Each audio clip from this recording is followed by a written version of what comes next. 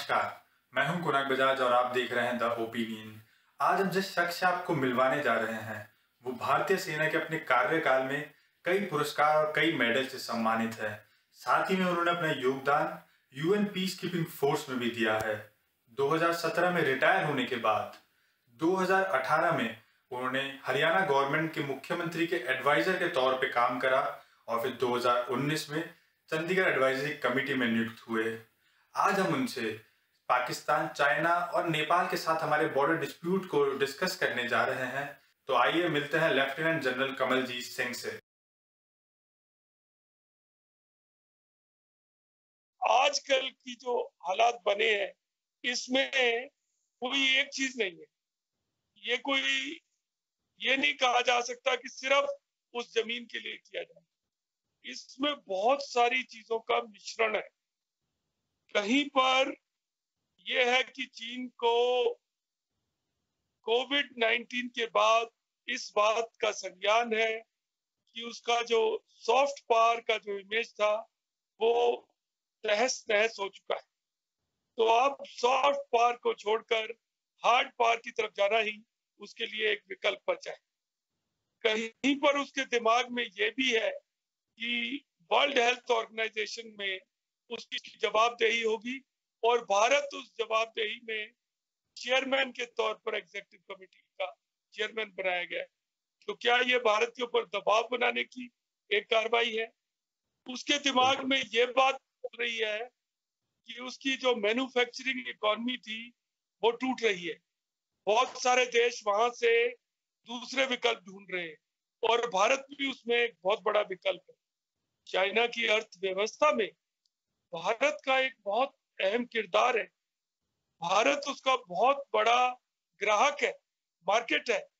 अगर ये हमारा जो अभी अभियान चला है स्वावलंबन का या आत्मनिर्भरता का, अगर ये वायरल हो गया तो वायरल होना डिफिकल्ट है, पर अगर हो गया वायरल तो इसका फर्क पड़ेगा। और हुआ भी टेक्नोलॉजी के ऊपर बहुत सारी चीजें हो रही है। अमेरिका ने बहुत सारे एक्शन लिए हैं। तो कहीं पर चीन के अंदर कुछ बौखलाहट भी है।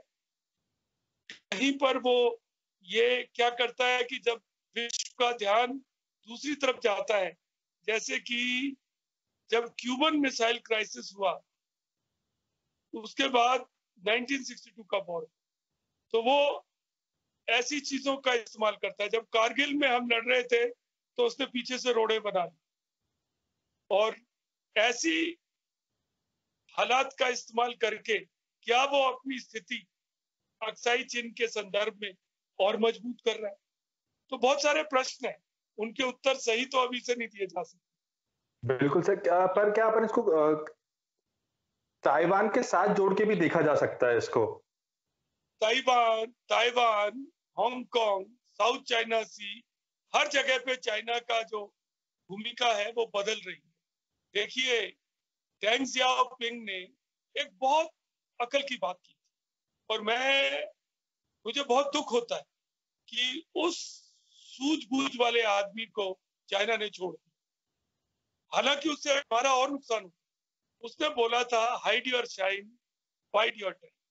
अपनी चमक को छुपाओ, अपने वक्त का इंतजार करो और जानबूझकर कहीं पर लीडरशिप का रोल मत दो। अभी चीन उस राह पे चल रहा, शायद उसको 1 या 2 दशक और अपनी प्रोग्रेस बढ़ानी थी और उसके बाद अगर जरूरत पड़ती तो, शायद जरूरत ही नहीं पड़ती, ये चीजें वो करता, लेकिन कर नहीं पाया और उसने जल्दी दिखाई है।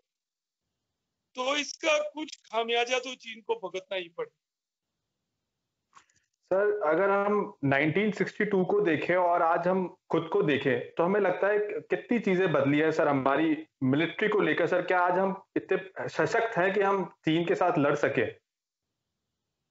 अगर ऐसा कुछ संभावनाएं बनती है। 62 की बात को तो भूल ही जाना चाहिए। उसके बाद तो 67 में नाथुला और चोला में जो मुठभेड़ हुई उसमें चीन से ज्यादा कैजुअलिटीज, बहुत ज्यादा कैजुअलिटीज। उसके बाद एक बार 1975 में पेट्रोल में कुछ मौसम खराब था, एक गोली चली, एक दो गोलियां चली, ऐसा हुआ। फिर 1987-88 में सोमद्रोंगचू हुआ, जिसमें कि 1 साल तक दोनों देश एक दूसरे के सामने। लेकिन उसके बाद चीन ने अपनी जो फोर्सेस है उनको वहां से कम किया और हटाया। उसके बाद च्यूमर हुआ, देपसांग हुआ, और अभी हाल में डोलम या डोकलम हुआ, जिसमें कि 73 दिन तक एक एक एक ऐसी स्थिति बनी रही, और उसके बाद चीन ने अपनी जो हालत थी उसको कम बदला और स्थिति पे काबू पाया। तो लेकिन ऐसा नहीं कहा जा सकता कि भारत में वो सक्षमता नहीं है कि हम चीन से लड़ सकें। हम लड़ना भी नहीं चाहते। एक्चुअली क्या है, हमारी सारी जो कैलकुलेशन है वो इस बात पे निर्भर है कि चीन हमला ही नहीं करेगा।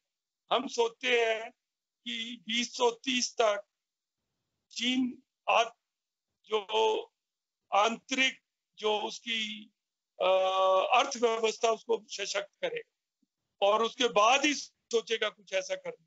लेकिन वह कुछ और ही है। तो ऐसा नहीं है हमारे पास विकल्प नहीं है। जैसे जो चीन कर रहा है उस तरह की कार्रवाई हम भी कर सकते हैं। हमारे पास भी ऐसी जगह है जहां पर हम जाकर अपनी क्लेम लाइन पर बैठ सकते हैं, और वहां पर हम ज्यादा मजबूत है, ज्यादा सशक्त है। तो चीन के लिए हम मुश्किल पेश कर सकते हैं। और जो चीन जो कर रहा है, ये सामरिक दृष्टि से बहुत अकलमंदी की बात नहीं है। जैसे कि हम कहते हैं कि डोकलम में 73 दिन के बाद चीन ने अपनी स्थिति को कमजोर किया या अपनी पीछे हटना पड़ा, पर ऐसा नहीं है। ये भी गलत बात है। चीन वहीं का वहीं है, लगभग पीछे हटा है। उस पर बहुत सारी चीजें बना ली, लेकिन उस बनाने की बहुत भारी पेनल्टी। देखिए, चीन की जो बॉर्डर गार्डिंग थी या बॉर्डर मैनेजमेंट था, वो रोविंग पेट्रोल सिस्टम पर था कि आप एक बेस के अंदर अपना बेस बनाओ और वहां से पेट्रोल बीडी रेजिमेंट की, बॉर्डर डिफेंस रेजिमेंट की जाती हैं और अपनी क्लेम लाइन के ऊपर अपना क्लेम बनाती हैं। वहां पर अगर जरूरत पड़ती है तो थोड़ी देर रुकती हैं और वापस आ जाती हैं। ये बहुत अच्छी नीति है, एक सशक्त देश के लिए ये अच्छी भी है। लेकिन भारत ऐसा नहीं कर पाता। भारत जमीन के ऊपर लगा हुआ है बहुत सारी जगह पे, LAC। लेकिन अब डोलम या डोकलम में क्या हुआ है, चीन को जमीन पे आकर लगना पड़ा। जमीन पर लगने की बहुत भारी पेनल्टी, उसके लिए लॉजिस्टिक्स चाहिए, लोगों की हेल्थ के ऊपर असर पड़ता है, उसके ऊपर खर्चे बढ़ते हैं, और आप जमीन के ऊपर कमिट हो जाते हैं। अगर आप ऐसी जमीन पे कमिट हो गए जो सामरिक दृष्टि से आपके लिए अच्छी नहीं है, तो आप एक कमजोर जगह पे बैठे। डोकलम या डोलम में बिल्कुल ऐसा ही है। हम उसको 2-3 तरफ से डोमिनेट करते हैं। मैं उस इलाके में कोर कमांडर रहा हूं।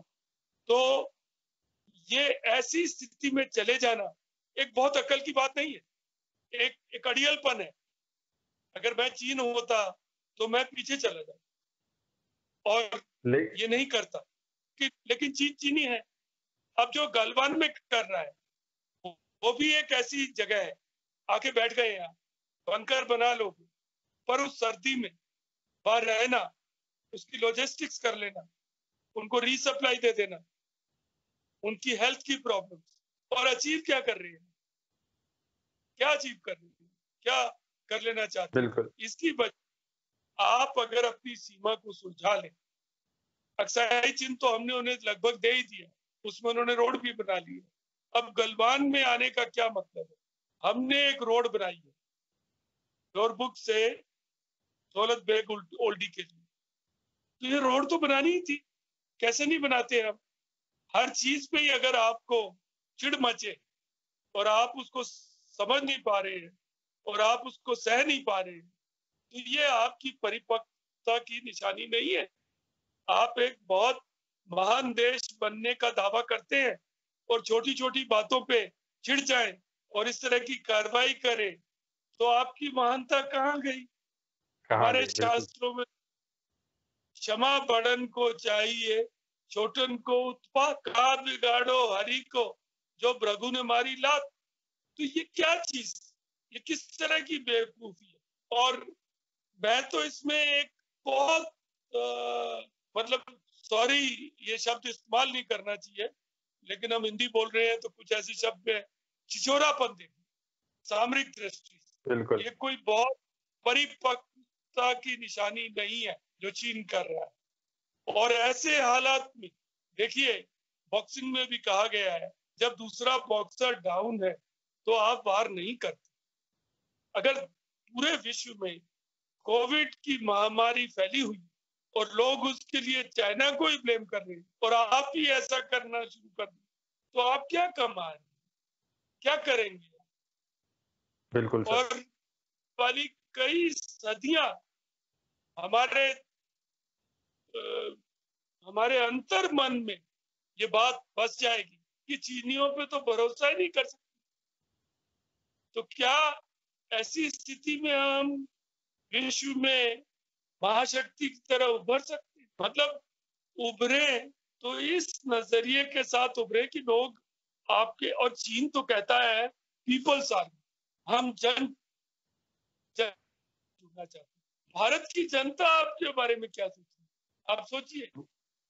बिल्कुल, वो भी मैटर करता है। बिजनेस की दृष्टि से अगर देखें दोनों देशों के रिलेशन में, तो भारत की जनता क्या सोचती है वो भी बहुत ज्यादा मैटर करता है। देखिए, ये बात मैं मानता हूं, और यहाँ पर मैं थोड़ा सा ना सरकार से थोड़ा सा मेरा विचार थोड़ा अलग है। हम क्या करते हैं, भारतीय होने के नाते खप ज्यादा पाते हैं, हल्ला ज्यादा मचाते हैं। वो कहते हैं ना, हम ज्यादातर कहते हैं, आजकल कहते हैं ना हाउस जोश, पर जोश ही काफी नहीं, उसके साथ होश भी होना चाहिए। हमको ज्यादा ये हल्ला मचाना, कहना कि हम चीनियों को बंद कर देंगे। देखिए, हमारी बहुत सारी चीजें चीन पे निर्भर है, तो ये तो हमको एक, या तो हमको पहले शुरू कर देना मौका था, हमने चीनियों पे भरोसा कर लिया। हमारे प्रधानमंत्री वुहान भी गए, उनको ममलापुर में भी लाए, वो अहमदाबाद भी आए थे।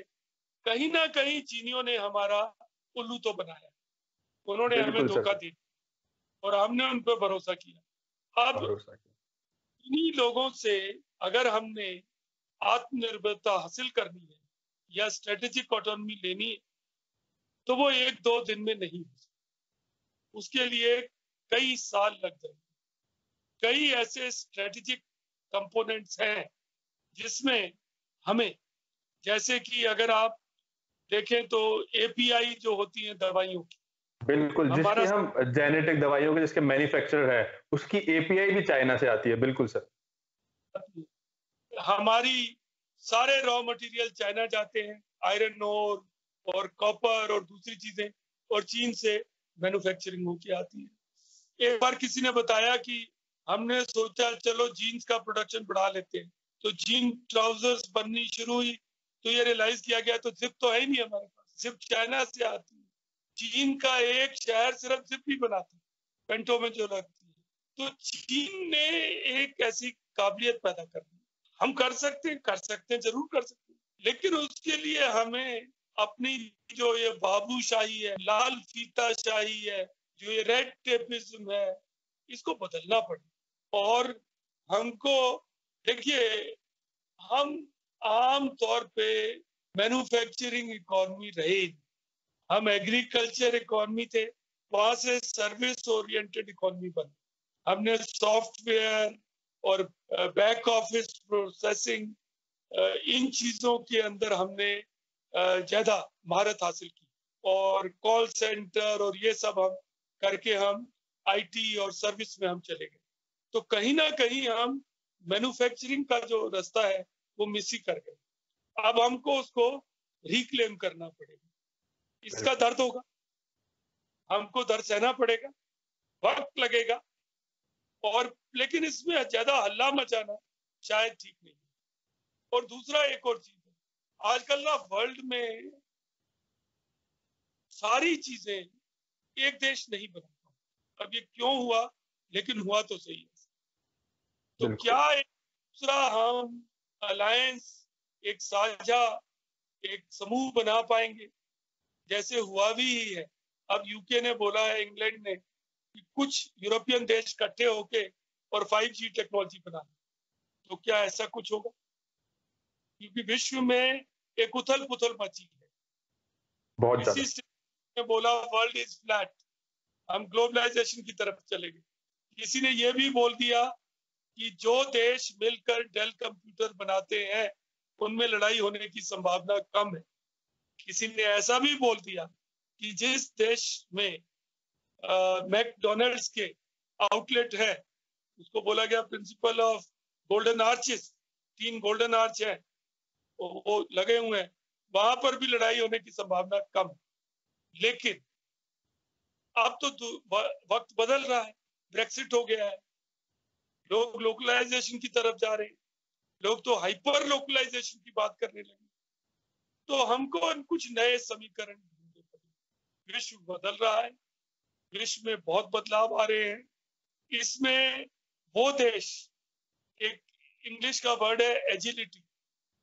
देखिए, एक तो वर्ड होता है मोबिलिटी, मतलब मोबिलिटी, एक जगह से दूसरी जगह जाने की शक्ति। एक होता है कितनी जल्दी आप अपने को बदल पाते हैं, अपने को एडजस्ट कर पाते हैं, नई संभावनाओं की तलाश कर पाते हैं। और उसमें से देखिए, एक चाइनीज वर्ड है वाईची। वाईची वर्ड एक ऐसा वर्ड है जिसमें डेंजर और अपॉर्चुनिटी दोनों मिश्रित है। चाइनीज इसको ऐसे ही इस्तेमाल करते हैं। तो हर डेंजर, हर मुश्किल को एक अपॉर्चुनिटी में बदल देना ही उस देश का जो स्ट्रेंथ है, ये हमको ढूंढनी। देखिए, तो कहते हैं no crisis should be wasted. Sir, क्या हम इस क्राइसिस को यूज में ले पाएंगे? मतलब हमारे यहाँ लोगों में स्किल बहुत ज्यादा कम है, अगर हम कंपेयर करें चाइना के मुकाबले। तो क्या हम इस क्राइसिस का इस्तेमाल कर पाएंगे? मैं आपके साथ सहमत हूँ। मैं भी, देखिए, मेरी तो बहुत उम्र हो गई, अब तो मैं अब जैसे लोगों के लिए सोचता हूँ। मैं चाहता हूँ, मेरे दिल में ये उमंग है, मेरे दिल में ये चाह है कि हिंदुस्तान ऐसा करे। बहुत सालों से मैं ऐसा सोचता हूँ। अब सवाल यही है, क्या हम कर पाए? बहुत सारी चीजें बदली हैं, हमको बहुत सारी, मैं कहता हूँ बहुत सारी चीजें बदली हैं, पर हमने उससे बहुत एक्सपोनेंशियली जियोमेट्रिक प्रोग्रेशन में चीजों को बदलना है।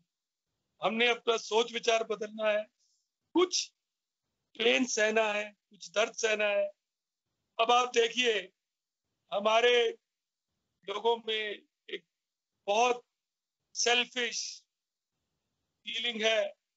मेरे को डर ये लगता है कि जो ही ये सब ठीक होगा, लोग फिर से चाइनीज चीजें ऑर्डर करने शुरू कर देंगे। मजाक भी है कि चाइना आजकल पोस्टर छाप रहा है, मास प्रिंटिंग कर रहा है, बॉयकॉट चाइनीज गुड्स, वो भी चाइना से ही आएंगे शायद। तो इतनी डिपेंडेंस हमको बदलनी पड़ेगी।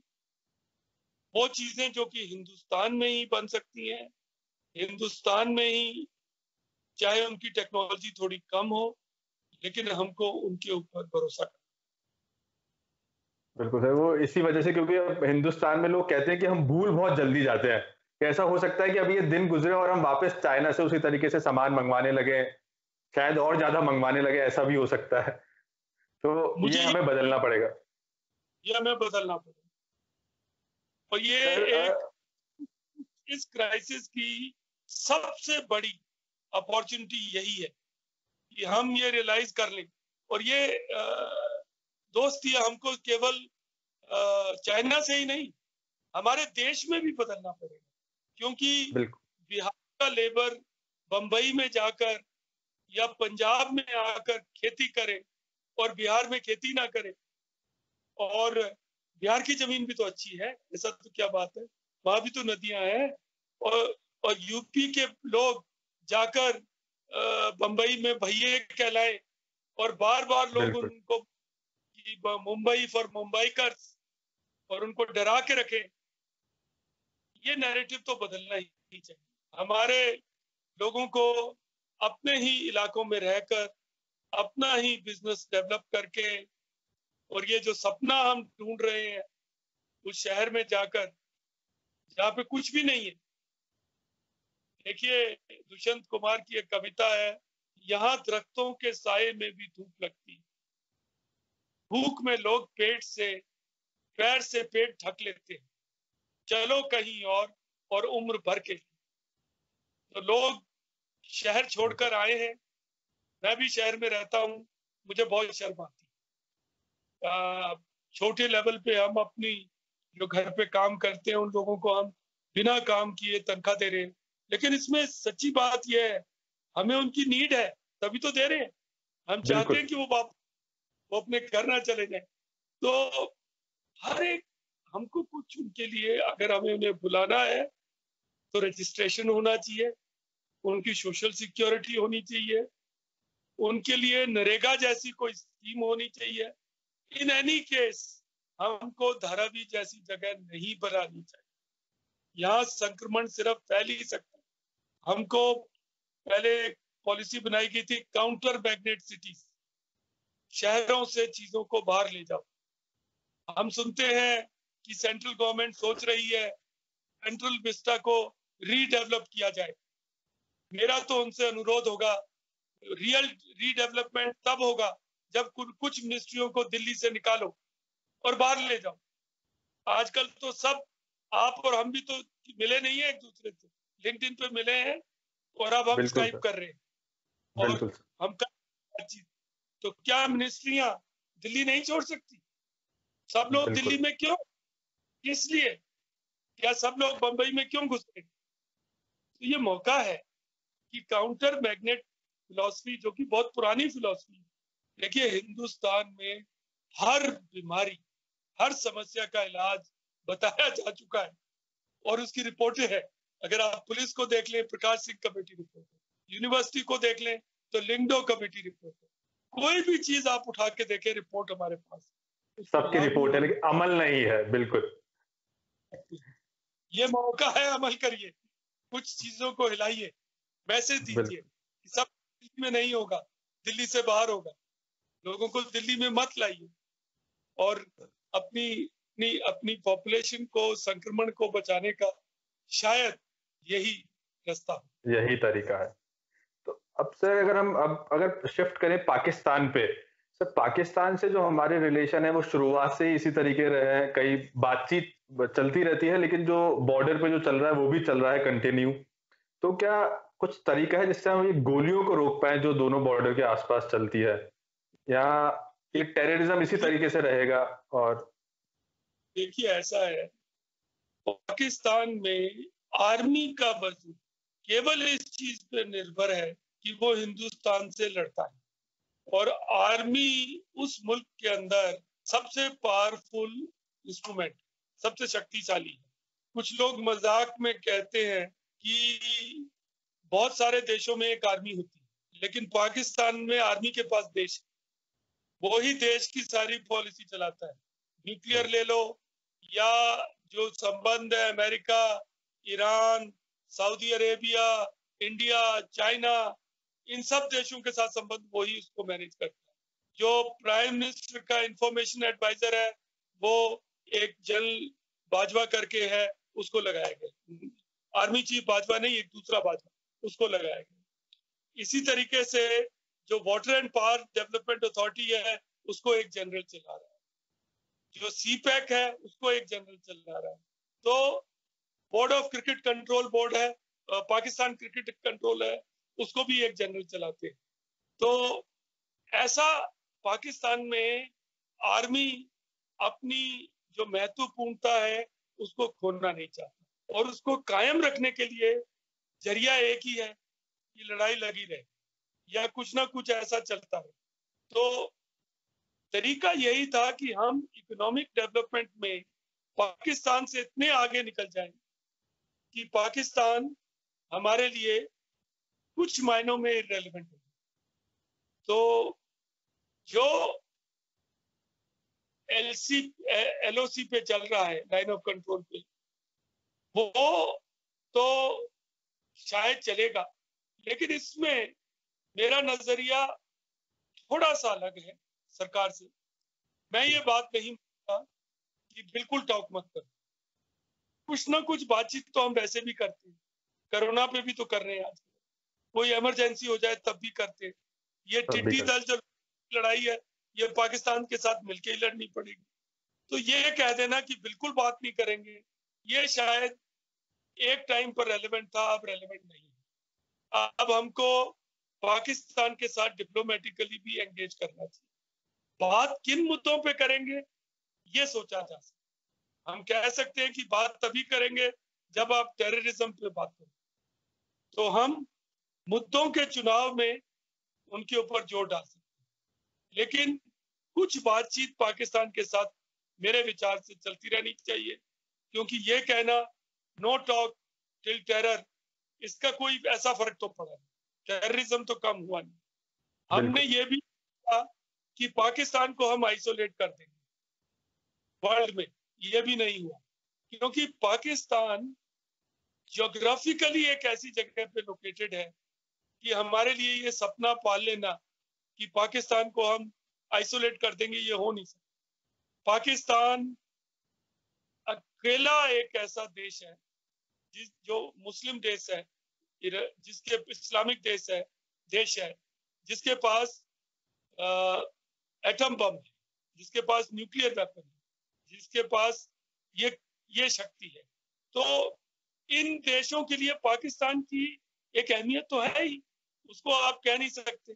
और इस्लामिक देश लगभग 50 है, उसमें सऊदी अरेबिया भी है, ईरान भी है, और बड़े बड़े देश हैं इस तरह से, और वो इंडोनेशिया है, अफ्रीका में है। तो हमारे लिए ये मान लेना कि पाकिस्तान को अलग थलग कर देंगे, उसको हम इस तरीके से कर देंगे, वो नहीं हो पाएगा। उसको हम अछूत बना देंगे, ये हो नहीं सकता। ये हमने करके देख लिया, अब इसमें कुछ बदलाव करने की शायद जरूरत। और हमको जो जम्मू एंड कश्मीर की प्रॉब्लम है उसमें हम ये सोच लें कि सिर्फ हार्ड पावर से वो रिजॉल्व हो जाएगी, तो वो हो नहीं सकता। देखिए, ये एक सामाजिक और राजनीतिक और एक आर्थिक भी ले सकते हैं थोड़ा बहुत पहलू है। इसमें सुरक्षा का एक स्थान है, सुरक्षा जरूरी है। वो हम बार बार सेना ऐसी स्थितियां पैदा कर देती। देखिए, 77 में जब ये शुरू हुआ, उसके बाद से कई बार ऐसा हुआ कि कश्मीर की स्थिति लगभग सामान्य हुई। अभी 8-10 महीने पहले भी लगभग सामान्य थी, लेकिन उस टाइम पर हम जो सामाजिक या राजनीतिक पहल है वो नहीं कर पाते, या करते भी हैं तो वो हम शायद गलत कर दें, और हम उस वजह से उस स्थिति को संभाल नहीं पा रहे। लेकिन ये स्थिति तो, इसका निदान तो सामाजिक, आर्थिक और राजनीतिक दायरे में है। वो वहां पर काम करना पड़ेगा, उन लोगों के साथ संबंध स्थापित करने पड़ेंगे। और हमने ये सोच लेना कि सिर्फ डंडे के जोर पर आर्मी तो डिलीवर करेगी, सिक्योरिटी फोर्सेस करती हैं, बिल्कुल। हम टेररिज्म को कंट्रोल कर सकते हैं, आतंकवाद को एक लिमिट के नीचे रख सकते हैं, लेकिन उसके बाद क्या सिर्फ हार्ड पावर से ये रिजॉल्व हो जाएगा? नहीं, नहीं हो, ऐसा कभी भी नहीं। ऐसा सिर्फ पंजाब में थोड़ा सा हुआ, क्योंकि प्रॉब्लम छोटी थी, लोगों का साथ नहीं था, तो पंजाब में जो इंसर्जेंसी थी, सिख मिलिटेंट थे, वो काबू में आ सके। और श्रीलंका में हुआ। लेकिन ये तो दो अलग चीजें हैं, इसको हम हर जगह नहीं लगा पाते। तो मेरा तो, और आजकल के जमाने में जब सोशल मीडिया, टीवी इतना प्रचलित है, कुछ छुपाया नहीं जा सकता, तो श्रीलंका की तरह हमारे लिए कर लेना शायद संभव नहीं है। तो हमको सामाजिक और राजनीतिक पहल करनी पड़ेगी।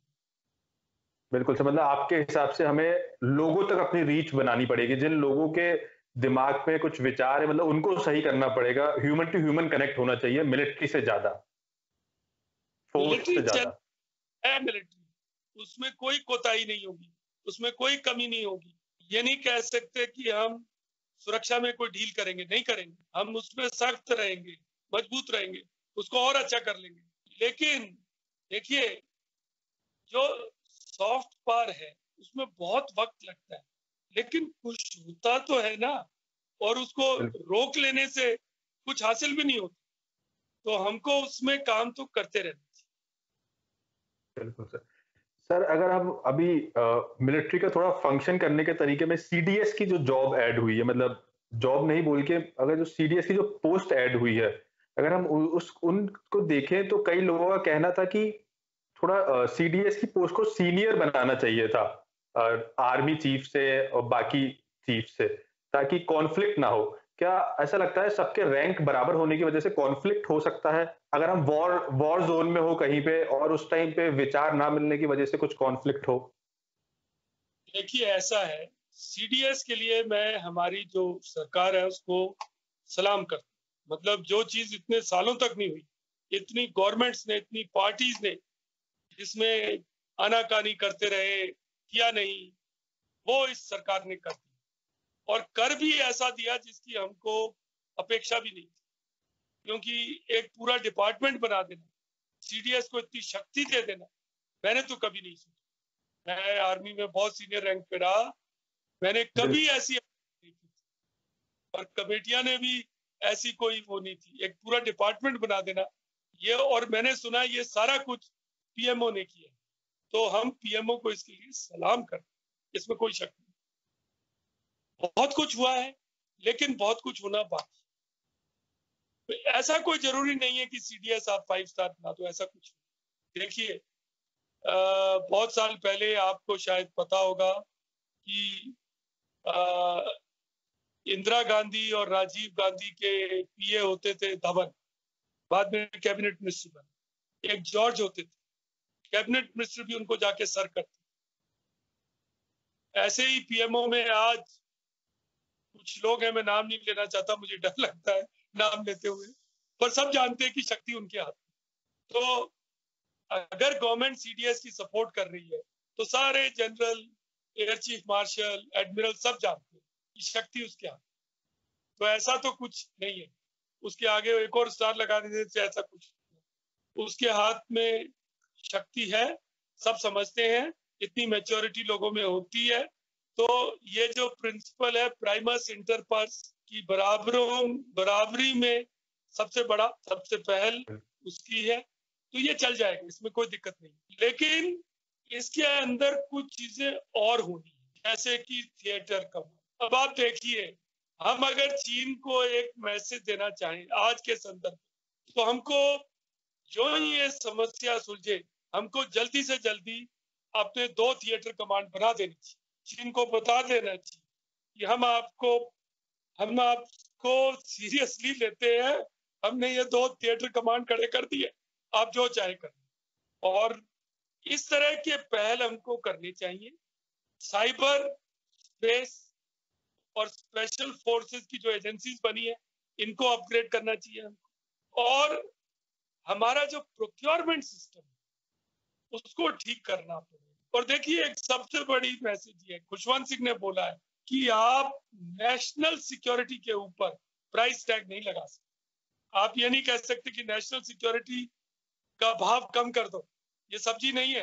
आप ऐसे नहीं कहने जा सकते कि यार थोड़ा भाव कम कर दो और झुंगा भी डाल देना, ये नहीं होगा, ये हो नहीं सकता।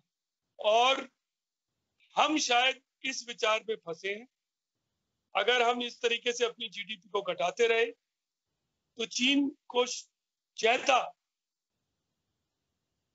के मन में खुराफात पैदा हो। चीन शक्ति को पहचानता है, जियोपॉलिटिक्स में सिर्फ जिस देश में शक्ति है उसी को सलाम किया जाता है। तो हमें देखिए, कुछ साल पहले भुट्टो ने बोला था कि चाहे पाकिस्तानियों को घास खानी पड़े, लेकिन पाकिस्तान एटम बम बनाएगा। तो क्या हम अपने लिए ये कह सकते हैं हमें घास नहीं खानी पड़ेगी, चाहे हमको ज्यादा देने पड़े, लेकिन हम चीन के और पाकिस्तान के संदर्भ में जो हमको चाहिए वो हासिल करेंगे।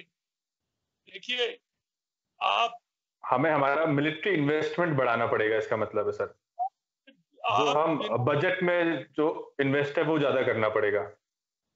देखिए जी, आप विकास कर सकते हैं बिना सुरक्षा के, लेकिन सॉरी, आप सुरक्षा रख सकते हैं बिना विकास के, जैसे पाकिस्तान में थे। बट बिना सुरक्षा के आप विकास नहीं कर सकते। बिल्कुल सर, सुरक्षा ही नहीं आप रहेगी अगर हमारे बॉर्डर ही सेफ नहीं है तो कैसे काम होगा। बिल्कुल। तो हमें अगर विकास करना है तो सुरक्षा होना जरूरी। बिल्कुल। इस अगर हमें अब कोई अगर हम नेपाल के अभी संदर्भ में देखें, नेपाल से जिस तरह का हमारा डिस्प्यूट चल रहा है जमीन को लेकर, तो नेपाल से हमारे जो रिश्ते रहे वो काफी अच्छे रहे इतने समय से। लेकिन अब जो ये बॉर्डर को लेकर थोड़ा नेपाल हमारे लिए तीखा हो गया है, अगर हम ऐसे कहें, और हम भी नेपाल को बराबर का ना देख कर छोटा देख रहे हैं, तो ये हमारे एंड से गलती है या नेपाल जो है वो चाइना के इन्फ्लुएंस में ऐसा कर रहा है?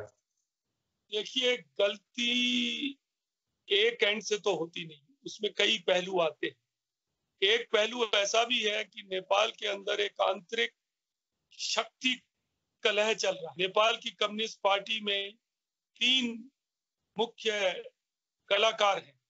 माधव नेपाल है, प्रफुल्ल कुमार प्रचंड है, और उनके केपी शर्मा ओली। ये 3 धड़े मिलजुल कर इन्होंने जो कम्युनिस्ट पार्टी है उसको चला रखा। तो केपी शर्मा ओली का अभी कुछ दिनों पहले गुर्दे का ऑपरेशन हुआ, ट्रांसप्लांट। वो कुछ हिले हुए थे। उन्होंने कहीं ना कहीं अपनी पॉलिटिकल स्पेस को रिक्लेम करना, उनको हटाने की भी बातचीत चल रही थी। प्रेसिडेंट ने बोला भी कि जब तक कोरोना है रहने दो, बाद में सोचेंगे। तो चीन ने भी इसमें काफी महत्वपूर्ण भूमिका वहां पर कर रहा है, जो कि उसको करना नहीं चाहिए। लेकिन नेपाल के साथ ऐसा है, नेपाल एक हमारे घर का भ्रमित या टेम्परेरीली मिसगाइडेड भाई है, छोटा भाई है। हमने गलती तब की जब हमने उनको गैस सप्लाई रोकी, हमने बड़प्पन नहीं दिखाया। देखिए, मैं बार बार कहता हूँ, क्षमा बड़न को चाहिए, छोटन को उत्पात। ये बहुत बड़ी बात हमारे शास्त्रों में कही गई है। हमको सोच के करना था, उससे नेपाल में बहुत लोगों के मन में हमारे प्रति अच्छी भावना नहीं रही। दूसरा, हमने कहीं ना कहीं मधेसियों के साथ ज्यादा लिंक स्थापित करना भी ठीक नहीं है। मधेसी हमारे से ज्यादा एक जैसे हैं, लेकिन इसका मतलब नहीं है कि हम नेपाल के गुरखास को इग्नोर कर दें। वो मेजॉरिटी है। यही हालत अफगानिस्तान में है। हम ताजिक, उज्बेक और हजारा से मिल जाएं और पश्तून को छोड़ दें, लेकिन पश्तून तो मेजॉरिटी में। तो हमको इस चीज का ध्यान रखना पड़ेगा। ये चीजें होती हैं, टेम्परेरी हैं। नेपाल हमारा दोस्त है।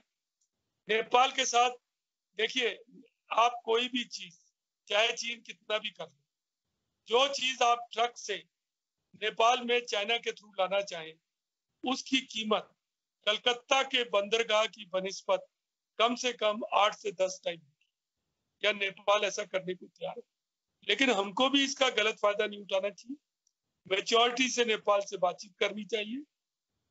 कहीं ना कहीं मैं ये बात जरूर कहूंगा, मुझे इसके लिए माफ भी कर दिया जाए, कि वो लीपू लेक का जो इनॉग्रेशन था वो करने की कोई ऐसी जरूरत नहीं, उसको चुपके से भी किया जा सकता। उसको कुछ हमने ये नक्शे और ये लीपू लेक, इसको हम कुछ प्ले डाउन कर सकते। नेपाल में एक क्राइसिस चल रहा था, लेकिन वो कहते ना हाइंड साइड, बाद में तो सभी को अकल आ जाती है, तो शायद मैं भी उसका इस्तेमाल कर रहा हूँ। लेकिन हमारे जो राजदूत हैं, जो हमारे सामरिक एक्सपर्ट्स हैं, उनको तो इस बात का ज्ञान है। तो हमको ये प्ले डाउन कर देना चाहिए। हमको इसमें कहीं ना कहीं इतना इसको तूल नहीं देनी चाहिए। नेपाल उससे इसको करना पड़ा, हमको अभी इसको इग्नोर कर देना चाहिए। नेपाल के साथ फ्रंट खोलने की कोई जरूरत नहीं है। हमको नेपाल को किसी ना किसी तरीके से मनाना चाहिए। देखिए, जहां जहां भी ट्राई जंक्शन है, लिपुलेक है, ऐसे ही गिमोचिन है। जो डोकलम की क्राइसिस है वो गिमोचिन की वजह से, वो ट्राई जंक्शन है। इंडिया चाइना और भूटान के बीच में। ऐसा ही ट्राई जंक्शन एक इंडिया, चाइना और म्यांमार के बीच में। लकीली वहां पर कोई ऐसी बड़ी समस्या नहीं है, पर गिमोचिन और लिपुलेख में तो समस्या है। तो जहां जहां ट्राई जंक्शन होता है वहां समस्याएं होती है, बन जाती है। तो हमको इसका परिपक्वता के साथ काम करना चाहिए। हम बड़े हैं, वक्त देना चाहिए, और नेपाल के साथ हमारे सांस्कृतिक, धार्मिक और बहुत पुराने ऐतिहासिक संबंध है। तो ये चीजें होती है। कुछ दिनों के बाद शायद वहाँ सरकारें बदल जाती हैं, हालात बदल जाते हैं। तो नेपाल का बहुत बड़ा तबका, मधेसी और नेपाली कांग्रेस, इस विचार में उनके साथ सहमत नहीं है। तो किसी तरीके से हमको इसको, ये जो लिपू लेक का विवाद है, इसको सुलझाने की कोशिश करनी चाहिए। तो जैसे अभी आपने वहां के इनॉग्रेशन की बात कही, वैसे मैं कहूंगा, क्या आपको ऐसा लगता है हमारे जो पॉलिटिक्स है वो इसकी मार्केटिंग के चक्कर में या वोट्स के चक्कर में कई बातों को ज्यादा तूल दे देती है? जैसे पाकिस्तान को भी कई जगह पर हमने अपनी यहाँ की पॉलिटिक्स में डाल के उसको ज्यादा तूल दे रखा है बात को। क्या ऐसी कोई सिचुएशन है, इस वजह से चीजें बिगड़ती है? मैं आपकी बात से पूरी तरीके से सहमत हूं, क्योंकि हमारे देश के अंदर जो लोग हैं जिनको चीज नहीं बोलना चाहिए वो बोलते हैं इस बारे में, और बेकार में ही बोलते हैं, और फौजी चीजों का गलत इस्तेमाल करते हैं। नहीं करना चाहिए। हमको देखिए, सब पार्टियों को इस बारे में एक राय बनानी चाहिए। भाई पाकिस्तान तो सबका दुश्मन है, चीन भी सबका ही थ्रेट है, तो हमें इसमें क्या पॉलिटिक्स। मैं तो चाहूंगा कि सारी पार्टियां मिलजुल कर इसके ऊपर एक राय बनाए, एक पॉलिसी बनाए, और समय समय पे देखिए, एक बार जब वाजपेयी जी अपोजिशन में थे तो कश्मीर पर भारत का बचाव करने के लिए नरसिम्हा राव ने उनको भेजा और एक मैसेज दी थी कि इंडिया का अपोजिशन लीडर खड़ा होकर कश्मीर के ऊपर भारत की जो पॉलिसी है उसको बता रहा है, भारत की नीति को समझा रहा है। तो हमें कुछ ऐसी स्थिति पैदा करनी चाहिए। हमारे देश को आजाद हुए 70 साल होने को, और हम ये राजनीतिक परिपक्वता नहीं ला पा रहे हैं। एक दूसरे से बात पार्टियों में अच्छी होनी चाहिए, और कुछ मसलों पे लोगों को नहीं बोलना चाहिए। ना उनके पास इसकी नॉलेज है, ना इसमें देखिए बिना किसी सोचे समझे बोल देना, भड़का देना लोगों को, जैसे ये कर देंगे वो कर देंगे। होता नहीं है ऐसा। बिल्कुल। जो देख बहुत मैं तो ये कहता हूँ, हमारे शास्त्रों में सब कुछ समझाया गया। हमें 2 कान दिए गए, 1 मुंह दिया गया। सुनो, समझो। गणेश जी का तो पेट भी बड़ा था। वो किस लिए बड़ा था? कि हर चीज को पचा जाओ। जिसकी जिम्मेवारी है उसको बोलने दो, उसको समझाने दो। तो चीन तो चाहता ही है। चीन का जो 3 वॉरफेयर है उसका एक पहलू ये भी है, साइकोलॉजिकल वॉरफेयर।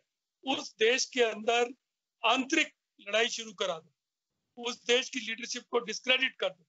देखिए, आज अमेरिका इस क्राइसिस में वर्ल्ड लीडरशिप नहीं ले पा रहा, क्योंकि वहां के प्रेसिडेंट, मुझे माफ कर दें, ने कुछ ऐसी कार्रवाइयां की हैं जो कि लीडरशिप खो गई अपने देश में और बाहर भी। दोबारा प्रेसिडेंट बन जाए उसकी कोई वो नहीं, लेकिन एक लीडरशिप का जो था, एक चैलेंज था, वो नहीं कर पा।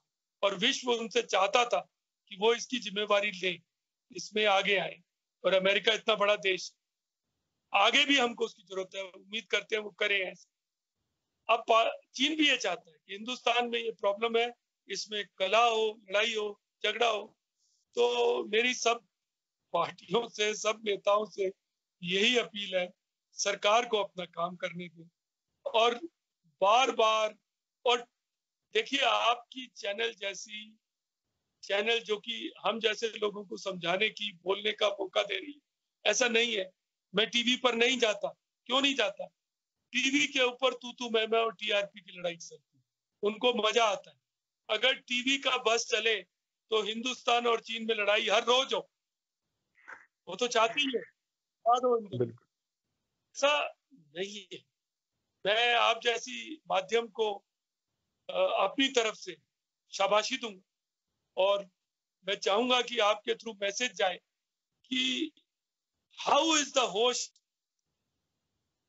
केवल यही जरूरी नहीं, जोश के साथ होश भी होना चाहिए। हमें कहना चाहिए how is the host.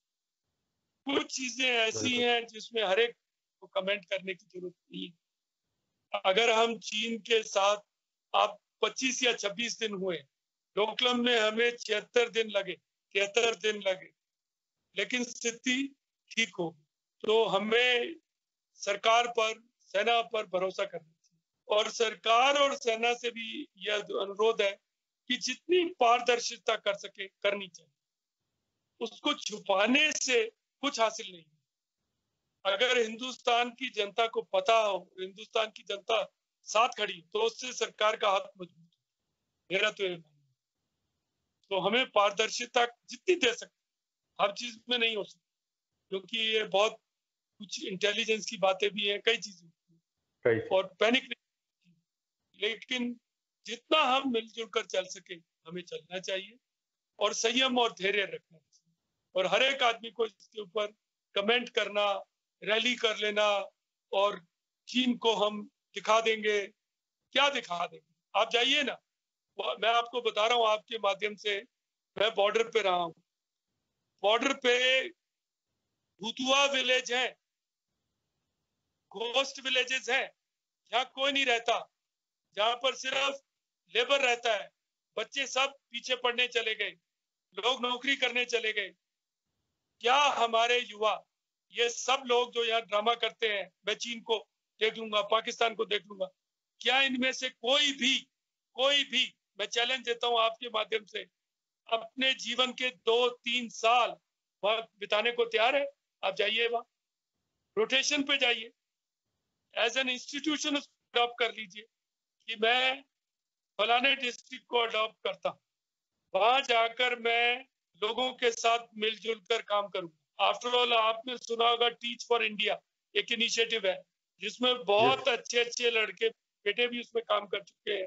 IIT IIM छोड़ के बच्चे 30,000 के स्टाइपेंड पे एक कमरे में रहते हैं, गांव के बच्चों को पढ़ाते हैं और सब कुछ छोड़ के मेहनत करते हैं। तो क्या हम ऐसा बॉर्डर विलेजेस में नहीं कर सकते? हम जाए वहां, चीन को भी मैसेज जाएगा कि पूरा हिंदुस्तान अपनी सीमाओं की जिम्मेवारी लेने को तैयार है। इमेजिन करिए केरला के युवा IIM कोझिकोड के बॉर्डर में जाएं और चीन को पता लगे कि ये राज्य तो कम्युनिस्ट गवर्न करते हैं और कम्युनिस्टों के राज्य के लोग आकर सिक्किम के यहाँ पर खड़े हैं, तो क्या चीन को चिंता नहीं होगी? चीन को मैसेज नहीं जाएगा? क्या हम साइकोलॉजिकली उनको अनसर्टेनिटी करेंगे? तो करिए तो सही ना कुछ ऐसा। इतने बड़े स्कूल हैं, इतनी फीसें लेते हैं, बॉर्डर के विलेजेस के स्कूल को अडॉप्ट करिए, उन बच्चों को यहाँ लाइए, वेबिनार से जोड़िए उनको। आपको मालूम है वहां पर बच्चे कहते हैं टीचर क्या स्कूल आना है, शेलिंग चल रही है, बंकर में स्कूल चलते हैं, आप उनके लिए क्या कर रहे हैं? कुछ करिए तो सही है। सिर्फ ट्विटर पे बैठ जाना, सोशल मीडिया पे हल्ला पा देना, ये किसी समस्या का निदान नहीं है। मैं आपके माध्यम से सब लोगों को चैलेंज देता हूँ, जिसका मन करे मेरे से जुड़ो, मैं आपको लेकर जाऊंगा। आप जाइए वहां, करिए काम, बहुत काम है करने को। और कोई गोली नहीं चल रही वहां पे, गोली तो 1975 से नहीं चली, यहाँ तो गोलियां चलती है। आप मेरठ में, गाजियाबाद में, हापुड़ में, मैं सॉरी ग्वालियर में, कई जगह ले लो, कई गुंडे गोलियां चला देते, मौली में भी चला देते, गैंग ऑपरेट करते हैं। वहां तो कोई गैंग नहीं, चीनी उधर बैठे हैं, हम इधर बैठे हैं, पर वहां भूतुआ विलेज है। भूतुआ विलेज में जान डालना हमारी जिम्मेवारी है। क्या हम करने को तैयार हैं? आप साइंस पढ़ते हैं, एक चीज होती है सेंट्रीफ्यूगल फोर्स। अगर आप एटम को स्टडी करें, उसमें पार्टिकल्स होते हैं, आउटर ऑर्बिट के जो पार्टिकल्स हैं वो बाहर निकलने की कोशिश करते हैं सेंट्रीफ्यूगल फोर्स से। हमें उनको बांधना है, जोड़ना है। क्या हम अपनी जिम्मेवारी लेने को तैयार हैं? कोई करना चाहता है ऐसा काम, या सिर्फ भाषण, सिर्फ खड़े होकर नारा बिल्कुल लगा सर। देना देख लेंगे? क्या देख लेंगे? जाओ ना देखने, बॉर्डर पे जाओ, दिखाई देगा चीज, वहां काम करो, अपनी एक रूटीन बना लो कि 3 महीने मैं करूंगा, 3 महीने आप करो, 3 महीने आप करो, बाकी बच्चों को पढ़ाओ, लोगों के साथ काम करो, उनको कुछ टेक्नोलॉजी सिखाओ। ऐसे इनिशिएटिव हम चला सकते हैं और चीन को मैसेज भी जाएगा। और बिल्कुल देखिए, सर। बात है कि जर, जन और जमीन उसी की है जो उस पर मिल्कियत दिखाता है। आपकी इज्जत, आपका पार्टनर और आपकी जमीन उसी की है जो उसकी मिल्कियत होती है, जो उसके ऊपर जाकर अपना अधिकार जमाता है। क्या अपने सीमा क्षेत्र पे हम अपना अधिकार जमाने को तैयार है? करना चाहते हैं ऐसा काम? मैं आपसे सवाल पूछूं आपके माध्यम से। बिल्कुल सर, ये चीज जरूरी भी है। और अभी अभी जो अभी इसमें मिलिट्री में नया एक हम बोल रहे हैं कि टूर ऑफ मिलिट्री करके एक प्लान बनाया जा रहा है कि मिलिट्री में इंटर्नशिप 3 साल की होगी। इस पर भी काम चल रहा है, तो इसके बारे में आपके क्या विचार है सर? क्या ये कंपलसरी होना चाहिए जैसे इसराइल में है? वैसे मुझे नहीं लगता यहाँ वैसा हो पाएगा, लेकिन आपके क्या विचार है उस बारे में? लोगों को खुद आगे बढ़ के जाना चाहिए वहां पे, उसके लिए देखिए, काम टूर करना चाहिए? ऑफ ड्यूटी एक बेवकूफी का प्रपोजल है। मैं बहुत बेबाक कह रहा हूँ, ना इसको फौज की जरूरत है, ना फौज को इससे कोई फायदा हो सकता। क्योंकि जो आदमी 3 साल आए, 6 9 महीने ट्रेनिंग ले, 2 साल नौकरी करे, क्या देगा?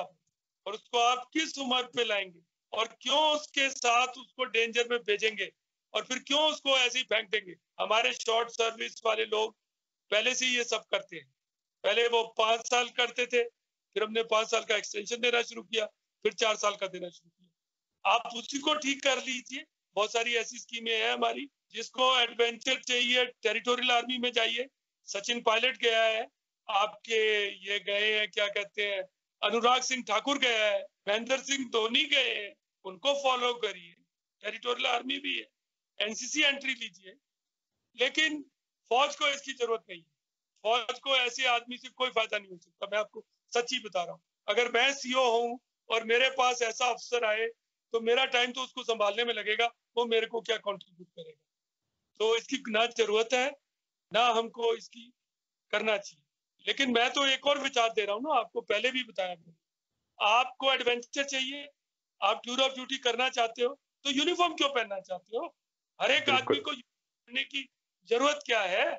आप बॉर्डर एरिया में जाओ, एज एन इंस्टीट्यूशन आर्मी के साथ मिलकर, बीएसएफ के साथ मिलकर, आईटीबीपी के साथ मिलकर, सीमा सुरक्षा बल के साथ मिलकर, स्टेट गवर्नमेंट के साथ मिलकर, आप बहुत बड़े फर्म है, रिलायंस है, आप अजीज प्रेम जी हैं, आप आईआईएम है, आपके पास इंस्टीट्यूशंस हैं, आप जाइए वहां, उस डिस्ट्रिक्ट को अडॉप्ट करिए, वहां पर आप प्रोजेक्ट चलाइए, लोगों का भला करिए।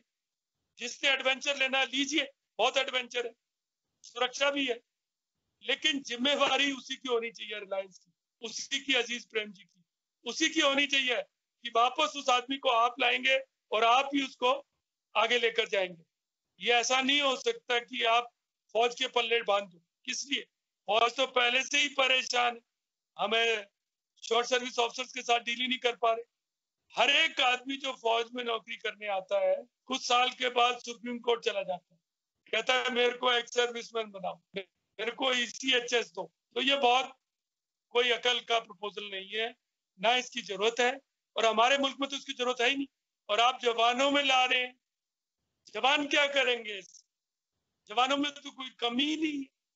हमको रैलीज के अंदर गोलियां चलानी पड़ती है, कई जगह पे गोलियां चली रैलीज में, इतनी भीड़ हो जाती है, इतने लोग भर्ती के लिए आते हैं, तो हम क्या कर लेंगे? और ये कहना कि मेरे को राष्ट्रवाद चाहिए, मैं देश से जुड़ना चाहता हूँ, मेरे को देश प्रेम है, तो क्या देश प्रेम सिर्फ फौज में ही होना चाहिए? फौज के बाहर नहीं होना चाहिए? आप देश प्रेम, मैं तो कह रहा बिल्कुल। हूँ, आप मेरे मित्र, मैं आपको कह रहा हूँ, आजकल जो डॉक्टर कर रहे हैं, जो पुलिस कर रही है, वो भी तो राष्ट्र प्रेम है। और जो आदमी टीच फॉर इंडिया कर रहा है, IIM छोड़कर 30,000 रुपए में गांव के बच्चों को पढ़ा रहा है, क्या वो हिंदुस्तान को प्यार नहीं करता? या उसको हमने यूनिफॉर्म पहनानी है और 2 सितारे लगा देने यहाँ पे कंधे पे कि आपके 2 आप लेफ्टिनेंट हो। अरे क्या जरूरत है इसकी? हर एक आदमी को फौज के अंदर आने की कोई जरूरत नहीं। मैं आपको, ये मेरे विचार है और मैंने इसके बारे में लिखा। जी सर। सर अभी जनवरी में दविंदर सिंह नाम का इंस्पेक्टर वहां पे कश्मीर में पकड़ाई गया था। उसके बाद फरवरी तक 6 अरेस्ट हुए और अभी लास्ट मंथ 1 अरेस्ट और हुआ। लोग या मीडिया ने उसको इस तरीके से प्रोजेक्ट करा या वो सही में इस तरीके से था कि उसके पीछे काफी बड़ा नेटवर्क था? जैसे उन्होंने पकड़ाया आते वक्त यही बोला डीजीपी को कि एक बहुत बड़ा गेम प्लान है ये, इसको बीच में डिस्टर्ब मत करें सर।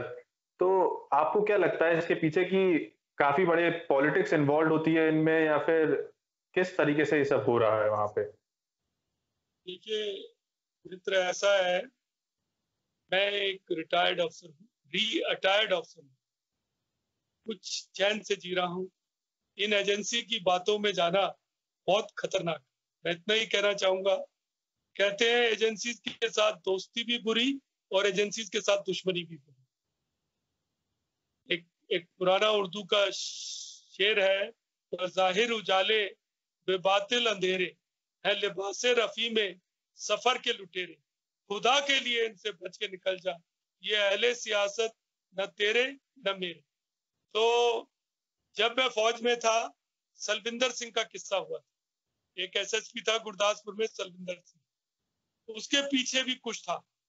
इतना निकला, इतना बताया गया, इतना छुपा लिया गया, मुझे नहीं, और ना ही मेरे में ऐसी शक्ति है मैं पता करूं, और ना ही मुझ में हिम्मत है मैं पता करने की। ये तो जर्नलिस्ट लोगों के काम है। और सरकार देवेंद्र सिंह केस में कर रही है, मैं उनके ऊपर भरोसा करता हूँ। मैं उम्मीद करता हूँ सारी चीजें शायद वो बता भी नहीं सकते होंगे, क्योंकि सरकारें बदलती हैं, नीतियां बदलती हैं। क्या कर रहा था देवेंद्र सिंह, किन चीजों में इन्वॉल्व था, कितना खुद के लिए कर रहा था, कितना सिस्टम के लिए कर रहा था, कहाँ वो खुद सिस्टम के लिए करते करते अपने लिए करने लग गया। तो कई चीजें इसमें इन्वॉल्व। तो मैं इसके बारे में आपको इतना ही बोलूंगा कि हम उम्मीद करते हैं सरकार से, और हमें उम्मीद है कि सरकार इसमें पूरी तह तक जाएगी, और हो सके अगर ऐसा संभव हो तो ये कहानी किसी ना किसी तरीके से बतानी चाहिए उन्हें हमें, क्योंकि जैसे कुछ सालों के बाद कोई आदमी इस पे किताब लिखेगा, कोई जर्नलिस्ट इसको फॉलो कर रहा होगा, किताब लिखेगा, तो इस तरह की चीजें होंगी। मेरे मन में भी सलविंदर के बारे में बहुत विचार, बहुत सवाल है, मैं उन सवालों के जवाब नहीं ढूंढ पाया। कई ऐसे हैं कि कई प्रश्न ऐसे होते हैं, उनको प्रश्न ही रहने देना चाहिए। तो लेकिन उम्मीद करनी चाहिए गवर्नमेंट से कि वो इनको प्रश्न नहीं रहने देगी, वो इसके तह तक जाएगी और इसको ढूंढेगी और पता करेगी, क्योंकि ये तो कैंसर की तरह से, इसको जड़ से मिटाना। ये फैलेगा सर, नहीं तो अंदर ये बढ़ भी सकता है और हमारे ही अगेंस्ट काम कर रहा होगा ये जो सिस्टम है। पूरी तरीके से। सर अब आखिर में मैं आपसे एक ही चीज पूछना चाहूंगा कि आप अपना कोई एक्सपीरियंस शेयर करना चाहें जिससे लोग इंस्पायर हो, उनको कुछ पता चले, इंसाइट मिले मिलिट्री का, कि आपका मिलिट्री लाइफ में, आर्मी में आपका क्या एक्सपीरियंस रहा, कोई एक्सपीरियंस जो आप शेयर करना चाहें। देखिए, मैं लोगों के साथ यही चीज शेयर करना चाहूंगा कि चुनौतियां तो आएंगी, लेकिन उन चुनौतियों में हमको एक अवसर जरूर ढूंढना पड़ेगा और जिम्मेवारी लेनी पड़ेगी। मेरे जीवन में बहुत सारी ऐसी चीजें आई, लेकिन मैं, आपने मुझे एक अनुभव पूछा तो मैं संक्षिप्त में बताता हूं कि मैं संयुक्त राष्ट्र संघ में था और आज संयुक्त राष्ट्र संघ दिवस है, पीस कीपिंग डे है आज। तो एक बहुत अच्छा अवसर भी है इस बारे में बात करने की। मैं अंगोला में यूएन पीस कीपिंग मिशन में लगा था, और वहां पर क्या हुआ कि जो जो अलगाववादी लोग थे, उन्होंने एक शहर के ऊपर कब्जा कर लिया, सीटो शहर का नाम था। वहां पर हमारे कुछ फीमेल वर्कर और दूसरे लोग फंस गए थे, उनमें से कुछ बीमार भी थे और हमको उनको बाहर निकाला। तो हमने उस ग्रुप के साथ बात करके, यूनिटा उस ग्रुप का नाम था, हमने सफेद रंग के हेलीकॉप्टर में हम फ्लाई करके उस इलाके में गए। जो ही हम उस इलाके में पहुंचकर लैंड करने वाले थे, 2 रशियन पायलट के बीच में मैं खड़ा था और मैं उनको इंडिकेट कर रहा था स्कूल जहां पर लैंड करना था। ऑल क्लियर था, हम लैंड करने जा रहे थे। सडनली गोलाबारी शुरू हुई। एक आरपीजी का रॉकेट हेलीकॉप्टर को ग्रेज करके निकल गया। विंडशील्ड में से गोलियां आई और पायलट को लगी। मैं किसी तरीके से बच गया, मुझे नहीं लगी और मैं नीचे लेट गया और मैंने एकदम चिल्लाया कि कैपिटन। पायलट में एक बहुत बहादुरी थी, एक इस तरह